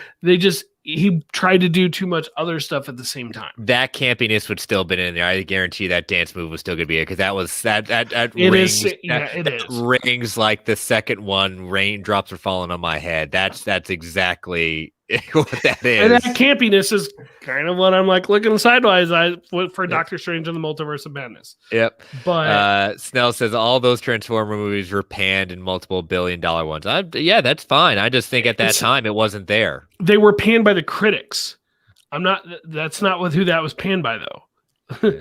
So Spider-Man 3. No, I don't think it was. The Transformer movies is $1 billion movie after $1 billion movie. I don't think it is. Yeah, I don't think we're there yet. So, last one, fact or fiction. Captain Britain, played by Hallie Atwell, will appear in a live-action MCU film. 38% said fact, 62% said fiction. Where do you guys stand? I think I said I can't remember what I said, but I think it was a fiction, but not a hard fiction on that, especially with this week's Loki. I say fiction. I don't see Haley Atwell coming back for anything substantial. My heart says fact. My head says fiction. What? But the question was in a movie, right? Watch it happen, but it'll be on Disney Plus, so it won't be in a movie. Well, what if is there? I mean, I think it'd be awesome if you got like a shot of a whole bunch of different timelines, right? Like just quick, brief glimpses of this version of that character and this other version of that character, and one of them was Haley Atwell. Like I could see that, but I'm with Brock. Something significant, I don't see it, but I'd be here for it. I like the idea. I don't see it. Yeah. All right, Brent, you're up. What do you got? All right. First up, the Hulk will go savage again within his next 2 appearances. And just to clarify, if he's in more than one episode of She-Hulk, that's 1 appearance. So I should say within the next 2 projects he appears in. Okay. So he'll go at least once within 2 projects. Okay. I'll say fact on that one. I do not see it happening and I'm not going to, also, I will not be caught off on this one if it's a flashback of him being old Hulk. I will, or are you counting that? Are you counting? I will amend it to present day Hulk. Okay. All right. If it's present day Hulk, I say yes. Within 2 projects, we will see that happen at least once. I agree. 100%. Yep, that's where I'm at. I think it's going to happen. I actually think it'll be 2 projects from now. I don't think it'll be She-Hulk. I think it'll be after that. We got Scar, so maybe he'll Hulk out. So my next one, speaking of the Sony Spider-Man movies, the previous Sony Spider-Man movies will be on Disney Plus before No Way Home comes out theatrically. Fiction. I'll go fact on that. We've seen some leaks, supposed leaks on that one. You know, they're playing nice. That I think that could definitely be very possible as more cross promotional. I think it's fact because not only are they playing nice, but Sony and Disney now have that deal for the Sony catalog. So I think it's going to happen. Maybe not all 5 of them, but I bet we at least if Andrew Garfield is in No Way Home, I bet we at least get Amazing 1. And then I bet you we know at least Alfred Molina is in it, so I bet at least Spider-Man 2 is coming at a bare minimum. Yeah. Well, you can't have Spider-Man 2 without a 1, so you're at least getting at least those first 2. I hope you guys are right.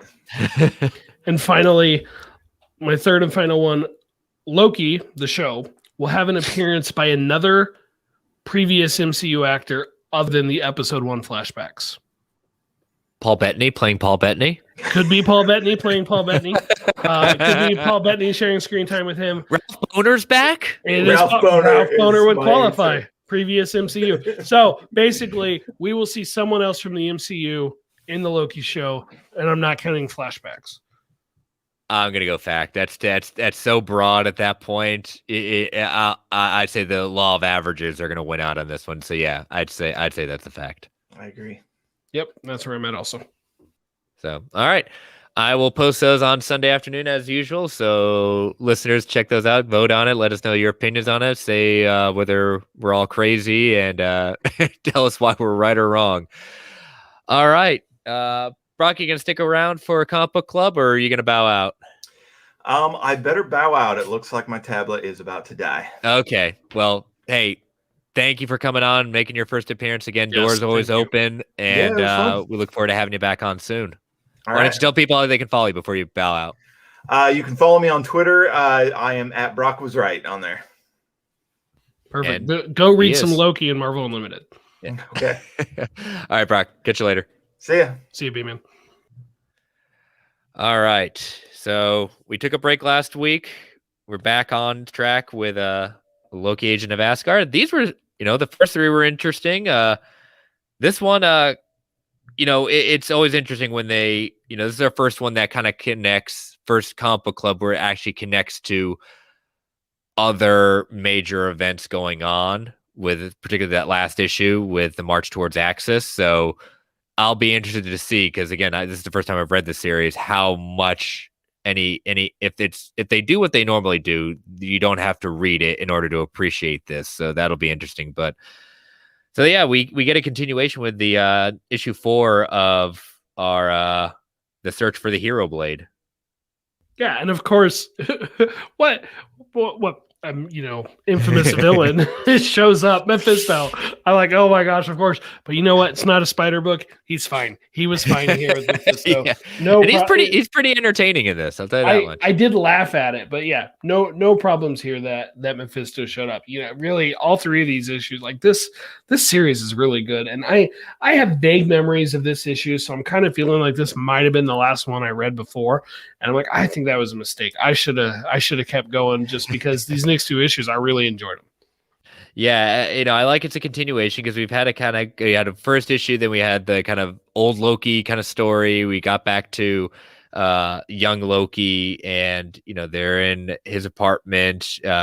Verity Willis, who can see through the lies. When we get Sigurd trying to get his sword, and they got a back and forth, but I like kind of like the back and forth through time. And I love how the All Mother is on the TV as pixelated, like video game, yes. At that point, basically saying, you're going to get Sigurd, you're going to do this, you're going to do that at that point. And the back and forth was interesting. And the kind of romp, it kind of reminds me a lot of, it has a very Princess Bride kind of feel to it, with Inigo Montoya and Wesley at that point, kind of the barbs back and forth.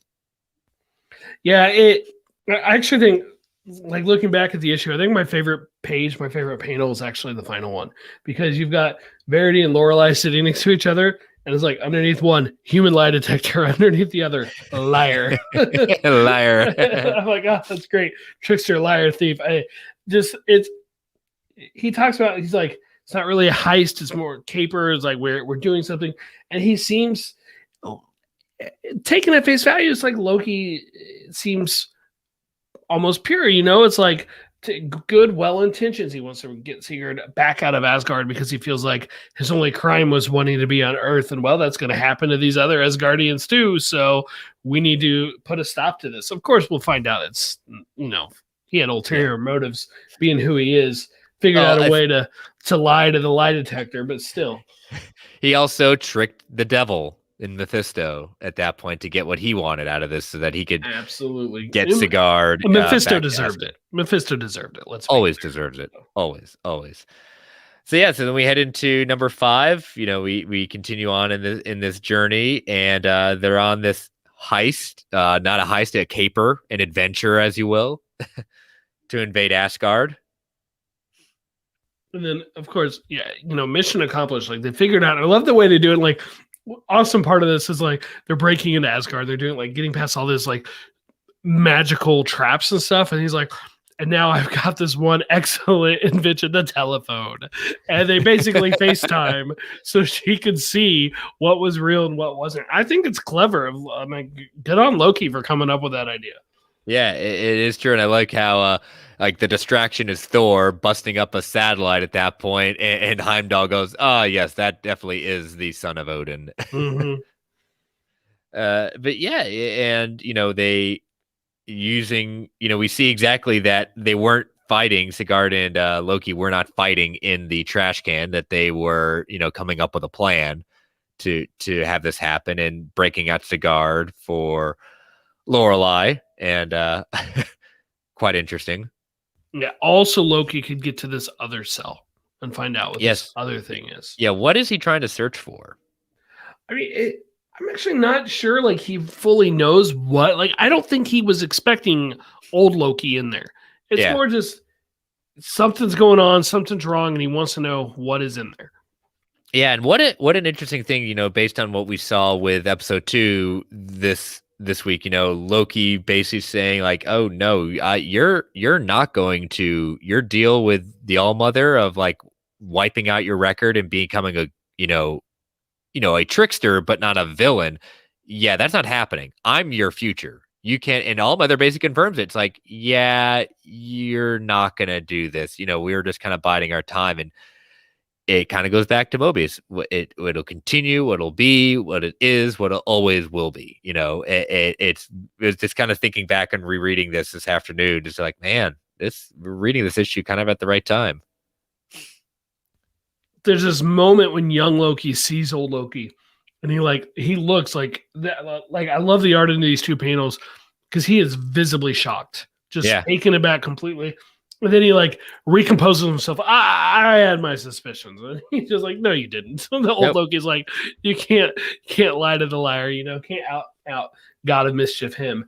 And it's really cool to see these two characters interact. These two different versions of Loki interact with each other. Yeah, it is, and it's kind of cool to seeing just the bantering back and forth, and how, again, old, quote unquote, old Loki has got young Loki's match. He's got his number. So he quits as the agent of Asgard, and we kind of see him basically a mirror on the wall. It's a damn me and you damn you wrinkled old. And he goes, language. Old Loki appears in the mirror and says, and as for wrinkles, you'll soon get some worry lines. Bad times are coming, little Loki. Judgment for past sins and the sins you thought were buried. X marks the spot. And then, of course, we do go on to that Axis issue where we open up in the far future with Doctor Doom facing Loki. And Doctor Doom, it's like, we talked about this a little bit the other day in one of our chats. It's like, he's just a villain that works for so many different characters. Yeah. As low level as a street level is Spider-Man, and all the way up to cosmic powered Galactus. He fits everything in between there. And in this, it's Doctor Doom in the future with old man Loki in the future. And then he goes back to the present days with Valeria, and it just goes on from there, where he sees Loki as a threat, so he goes after the young Loki. I'm like, but this is a Loki from a different timeline, It's like, you don't have all the story there, but it is interesting, and it is fun to see Doom face off with Loki. Yeah, it was kind of a good banter back and forth, especially fighting the Doom bots. And what is it? Doom's Valeria I can't remember who Valeria is. It's Reed and Sue's daughter. Yeah, that's what I thought. I was like, wait a minute, isn't that Reed and Sue's? But it never really said at that point. And I was like, I could have sworn that was Reed and Sue's daughter, but maybe I'm wrong. No, that's her. She always calls him Uncle Doom. And just for some reason, those two have a connection. And it's like, most people would be freaked out if their kid was with Dr. Doom. Even Reed and Sue know, it's like, no, with Doom, Doom will protect her and probably try to negatively influence her, but at least she's physically safe with his presence. And she loves Doom, so she just sneaks out and goes to see him. Yeah, it's Uncle Doom, just hanging out with good old Uncle Doom. What do you think about this banter between these construction workers? It's a little hard to follow at first. It's like all of a sudden they're fighting, and then you realize, one of them's not quite. They're upset. At first it seems like they're just different politically. It's weird to see somebody in Latveria against Doom politically. It's weird to think about Dr. Doom politically at all, because normally you just see and then of course they seem to kind of just lose control. One of them loses control and snaps, but bites the dust. But yeah, though, when Doom thinks he's got Loki captured at that point, he ain't alone. And that Loki's got a lace in the sleeve. Mm-hmm. Yep. So who's there? Who has snuck in to Doom's lair? It looks like our lie detector to me. Yeah. Or she is there, and hope maybe rescuing our captured agent of Asgard, or former agent of Asgard. The next issue blurb: Victor, Victorious, and Valeria versus Verity. So it's I got every V they could get in there. Great alliteration, guys. Nice job on that. Yep, exactly. Honestly, so it's part of Axis. I don't think you need to read it. No, I mean, Axis is a mess within itself. yeah, it had its issues. Let's be real, and not just the comics. But I think that this. I think that at least for this first part, we'll see with the next issue, but I think at least this first part holds up by itself without reading the whole of it. Yeah, and that's always the tough part when you get these kind of big events. At that point, you have the tie-ins. It's always like a dance with writers. It's just like, I'm going to get roped into this. I had my own thing going, so how am I going to make this work? So yeah, so we'll read the next 3 next week at that point. So that would be 7, 8, 9.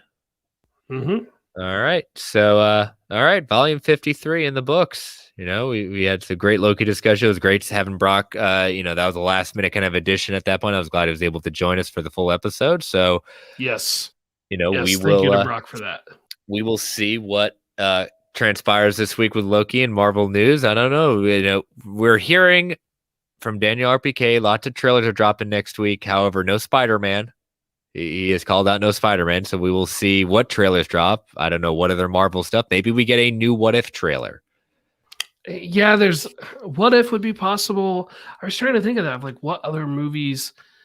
We've got trailers from all the MCU distributed projects this year. Of course, we don't have Spider-Man No Way Home, but it's too early for another Venom trailer. Yeah, I don't foresee another one until August. I couldn't figure it out. So I'm like, okay, well, it's got to be Disney Plus. So where are we at with Disney Plus? Well, are they going to advertise multiple Disney Plus shows down the line?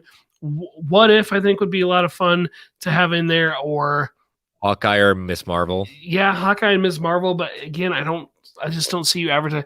If What If, I could see What If they really are doing anything with the branches and the TVA, like if this is part of that multiverse that we saw, like to me that it makes so much sense. I really will be surprised if there's no connection there. Yeah, so we'll see. We'll see what trailers. Maybe no Marvel's here. Maybe it's a big DC thing. Our brothers at DC, they got a mini Titans teaser, and I know Hines was a little some of us are a little salty in that about that teaser at that point, but they did say teaser trailer. I think he said he has a different interpretation of what teaser is compared to that, but I'm very interested to see next week. They get a trailer analysis on that one, so we'll see. Yeah. So, all right. Well, why don't you tell them how they can follow you, and we'll close this out. Yeah, Brentak Prime on Twitter, and then co-host of bi-weekly show Fans Without Borders. So we do have an episode of that scheduled to record this weekend. So check out that. It should be interesting because I guess we're going to talk some Batman. We're going to talk some Batcat, yeah, as it were. We'll see how that goes. Some little Batcat. Check that out. Yeah, you can follow me on Twitter at Chris Balga. You can follow this show at Marvel A Podcast. You can follow the Geek Ultimate Alliance Network on Twitter at GUA Pod Network. You can email the show at marvelalliancepodcast@gmail.com. Feel free to tweet, email if you want to provide feedback, ask questions, provide your own fact or fictions. Continue to rate and review this podcast on its own feed and or rate the Geek Ultimate Alliance main feed on Apple Podcasts, whichever podcatcher choice may be. Again, remember, this Saturday, we've got the 1-year celebration on the Geekverse feed. We'll be live after 9, so check that out. They'll be tweeting it. We'll be retweeting it, so check us out. Join us in the chat. And thank you all who joined us in the chat. Again, thank you, Brock. Thank you, listeners. And as always, stay safe out there. And as Stan the Man would say, Excelsior, true believers.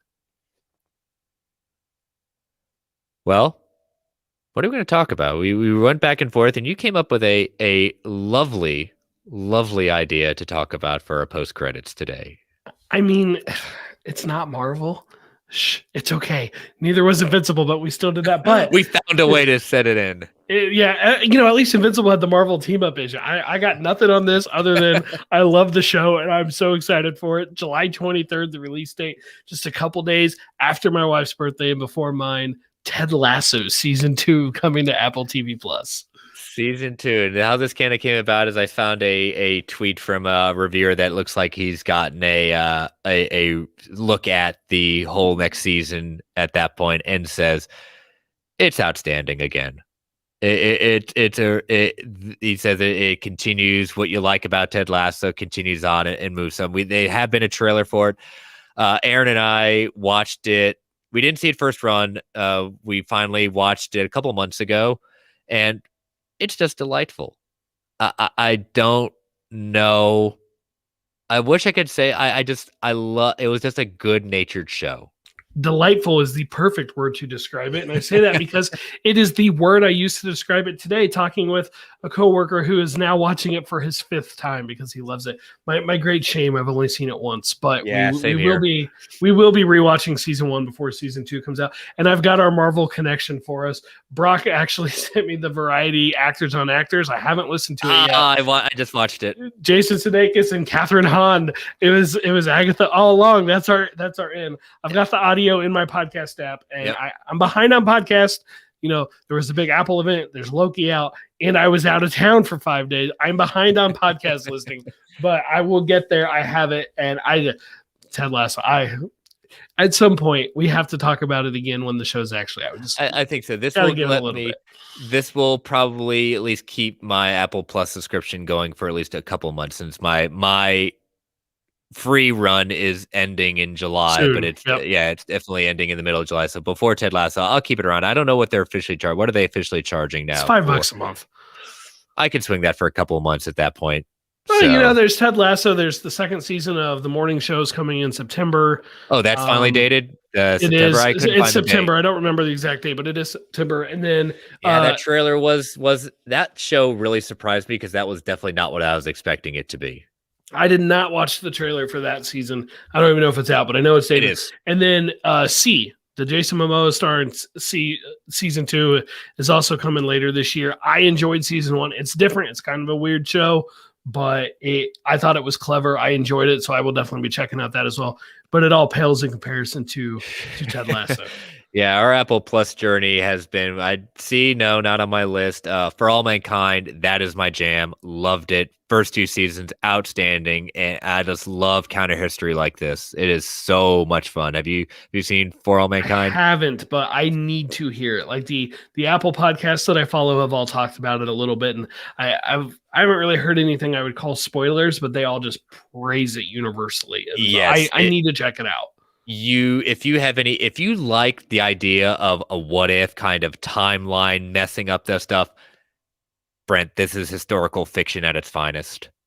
Yeah, And- doesn't it and- like jump forward in time, like between season 1 and season 2? Yes, And then season 3 jumps even further ahead where they go. really? Yeah, it's not out yet, but the way they end the 2nd season, like Aaron and I were just like, oh wow, we're really jumping ahead on this one. Joel Kinnaman does an outstanding job. You know, the premise of it, and they reveal this within the first 5 minutes of the episode. What if the Soviets beat us to the moon? That is interesting. And you said, what if? I do like, it's been on my list of like shows I really would like to get to. Yeah. It just hasn't happened yet. It hasn't happened, but I can definitely highly recommend it at that point. We've seen, what was it? Jacob, the one with Chris Evans. Oh, Defending Jacob. Yes. Defending Jacob. Yeah. I saw that. It was excellent. It was, Yep. Depressing as all get out, but really Sure. good. But I did appreciate it when he muttered whatever it takes. So yeah, I'd say Apple TV Plus has gotten it's getting some legs. I don't think it's standing necessarily toe to toe with a Disney Plus yet, but No, not at all. but they don't have a catalog that they are leaning on at this point, and God willing, they're trying. But yeah, we'll see. But yeah, they got me for a couple of months with Ted Lasso and the morning show. So maybe I'll add another bill to my ever-growing streaming bill list. I'll leave it with this. Google Roy Kent being in a mood for 45 seconds straight. There's a super cut of nothing but him cussing on Twitter that was posted. I'll send you the link, Chris. Okay. It's not safe for work, but it's absolutely hilarious. All right, I'll check it out. But all right, hope y'all enjoyed our this week's end credits. So again, stay safe out there, everyone, and we'll catch you next week. See you later.